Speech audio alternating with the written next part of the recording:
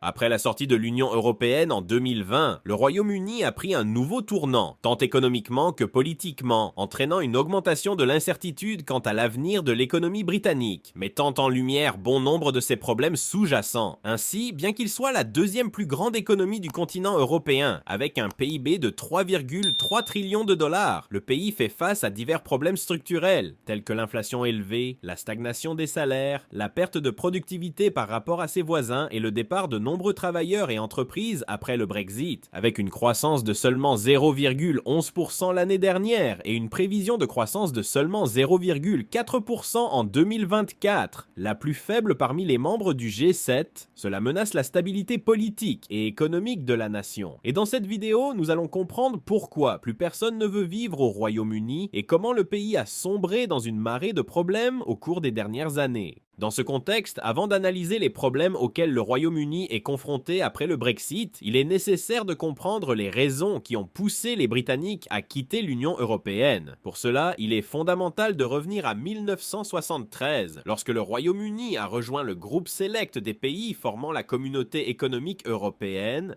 À partir de ce moment, les Britanniques ont joué un rôle de leadership, d'influence et de protagonisme au sein de l'organisation, non seulement en raison de leur statut de deuxième plus grande économie du continent, mais surtout grâce à leur contribution à l'agenda politique et économique du bloc. De plus, les diverses propositions de financement, les paquets économiques et l'ouverture commerciale ont permis au Royaume-Uni d'explorer les multiples marchés existants à l'intérieur et à l'extérieur de l'Europe, grâce au marché unique consolidé de l'organisation, qui unifie les pays membres dans une perspective bilatérale et coopérative, rapprochant ainsi leurs entreprises, marchés et objectifs distincts. Cela s'est encore amplifié avec l'adhésion en grand nombre de nouveaux pays au bloc, portant le nombre total de membres à 28, ce qui a permis d'augmenter et de diversifier encore le marché unique interne européen. Ainsi, l'alignement réglementaire et l'union douanière ont créé une norme fiscale unifiée, permettant aux entreprises britanniques d'exporter leurs biens et services vers différents pays du continent sans rencontrer de difficultés. En même temps, le pays bénéficiait de la popularité de l'Union européenne dans le monde entier, offrant aux Britanniques un accès direct à plus de 500 millions de consommateurs. En effet, pendant la période où il faisait partie du bloc européen, le Royaume-Uni a vu son commerce extérieur passer de 50 milliards de livres sterling en exportation dans les années 1980 à environ 600 milliards de livres sterling en 2020, représentant une multiplication par 12 du commerce extérieur du pays. Cependant, malgré les avantages économiques, certaines questions ont renforcé le désir de quitter le bloc européen. L'une d'elles a été la perception de la perte de souveraineté du pays. En effet, les nations composant la communauté européenne doivent suivre les règlements du bloc, qui ont un impact direct sur les politiques économiques et les lois migratoires. Dans le principe de base de l'organisation, le droit de l'Union européenne doit prévaloir sur le droit national afin d'établir une norme entre tous les États membres, que ce soit dans leur politique fiscale, monétaire, agricole ou commerciale, entraînant ainsi des modifications notables des législations nationales. Du point de vue du Royaume-Uni, des critiques concernant l'autonomie du pays pour décider de sa politique migratoire avaient été soulevées depuis son adhésion à l'Union européenne, car le pays a été contraint d'ouvrir ses frontières aux membres du bloc, permettant ainsi l'entrée massive de millions d'immigrants venus de tout le continent. Le Royaume-Uni comptait plus de 2,3 millions de citoyens de l'Union européenne pendant sa période de membre. Bien que ces mêmes personnes aient contribué à la croissance de l'économie britannique à un rythme supérieur à celui de ses voisins, la perception de la population concernant la saturation du service national de santé, des écoles et surtout du marché du logement a conduit à l'idée que les immigrés étaient une concurrence supplémentaire pour ces services. Ce point de vue a été au cœur du débat politique, soulevé par de nombreux parlementaires au Royaume-Uni qui l'ont même considéré comme un projet politique, soutenu par des candidats au poste de Premier ministre, comme l'ancien Premier ministre Boris Johnson, élu en 2019 et fervent défenseur du Brexit. De plus, l'incohérence entre les investissements du Royaume-Uni dans l'Union européenne et les fonds reçus en retour était insoutenable. Chaque année, les Britanniques versaient près de 20 milliards de livres sterling au fond du bloc, mais recevaient en échange des sommes bien inférieures sous forme de subventions, d'investissements et de réductions dans les transferts. Cette situation préoccupait le pays et était utilisée comme justification pour faire avancer le Brexit, car cet argent pourrait être mieux utilisé pour résoudre des problèmes structurels, comme améliorer le système de santé et investir dans l'infrastructure.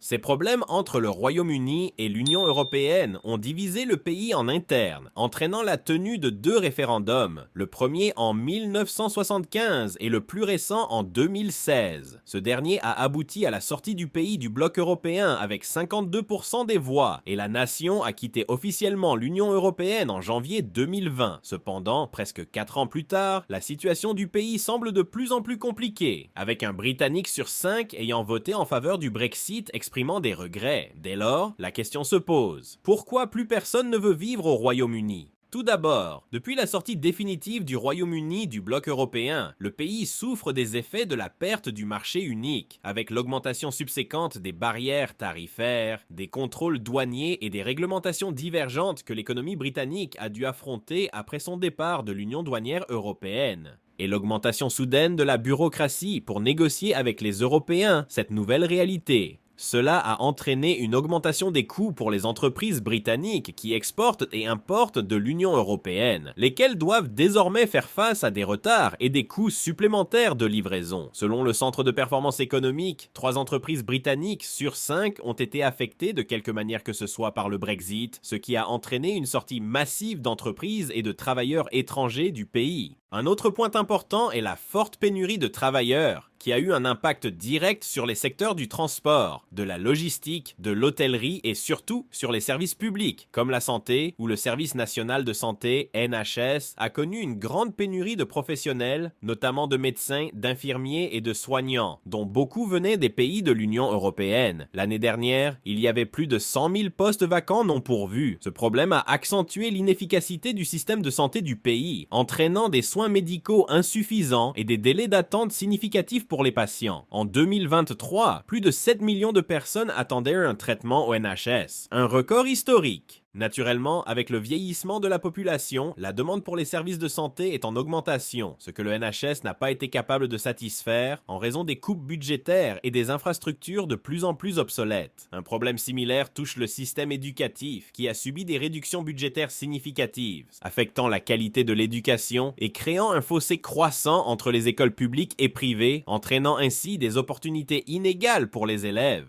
Ainsi, en plus du déficit de plus de 300 000 travailleurs au Royaume-Uni, il existe des préoccupations concernant le déclin de la productivité de la nation.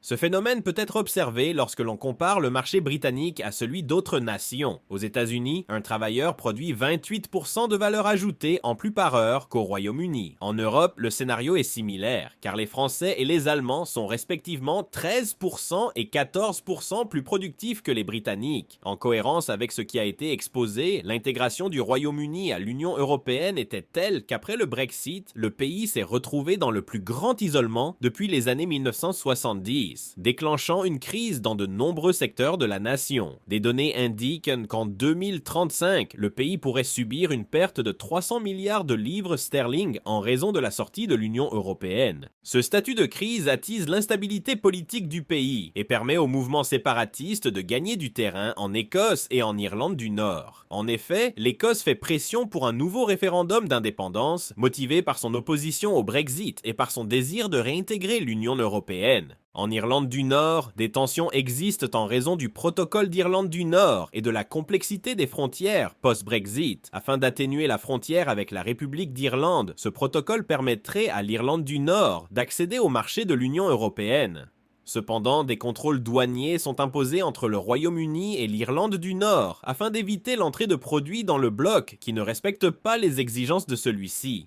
Cette situation crée une frontière qui sépare le Royaume-Uni de l'Irlande du Nord, isolant les Nord-Irlandais du reste de l'Union européenne. Parallèlement aux difficultés imposées par le Brexit et aux problèmes qui ont suivi, la dépendance du Royaume-Uni vis-à-vis de Londres est un point préoccupant. La ville concentre 25% de la productivité économique nationale et abrite 15% de la population du pays. Ce fait de Londres non seulement la responsable de la majeure partie des entreprises, des industries, des emplois et des revenus du Royaume-Uni, mais également un facteur qui éloigne ces mêmes aspects des autres régions, entraînant des problèmes d'inégalité très difficiles à résoudre. À Londres, le revenu par habitant de la ville est 37% plus élevé que dans le sud-est de l'Angleterre, la deuxième région la plus riche du pays.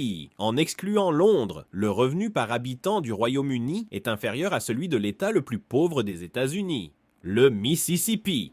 À titre de comparaison, l'exclusion de Londres réduit de 14% le PIB par habitant de la nation, loin devant d'autres villes comme Amsterdam, où cette réduction serait de 5%, ou Munich, où elle serait de seulement 1% du PIB par habitant allemand. Cependant, Londres devient de plus en plus inaccessible pour de nombreux travailleurs, étant fréquemment citée parmi les 10 villes les plus chères au monde, ce qui empêche de nombreux travailleurs de vivre dans la ville, même avec des salaires relativement élevés. Ce coût a augmenté avec les impôts. Entre 2019 et 2020, la population de la ville a payé 4500 livres sterling de plus en impôts que ce qu'elle a reçu en services et aides gouvernementales. Ainsi, le Royaume-Uni traverse un moment de fragilité économique dans ses services publics et dans la qualité de vie de sa population. Ces problèmes se sont intensifiés avec le départ d'entreprises et de personnes après la sortie de l'Union européenne. Cependant, cette question a simplement mis en évidence les problèmes structurels auxquels la nation fait face depuis de nombreuses décennies. Ainsi, il est fondamental que le gouvernement cherche à étendre son marché, à diversifier l'économie, à réduire la bureaucratie avec des incitations fiscales et à atteindre de nouveaux partenaires commerciaux pour que le pays retrouve le protagonisme qu'il a maintenu pendant des décennies. Merci beaucoup à ceux qui sont arrivés jusqu'ici.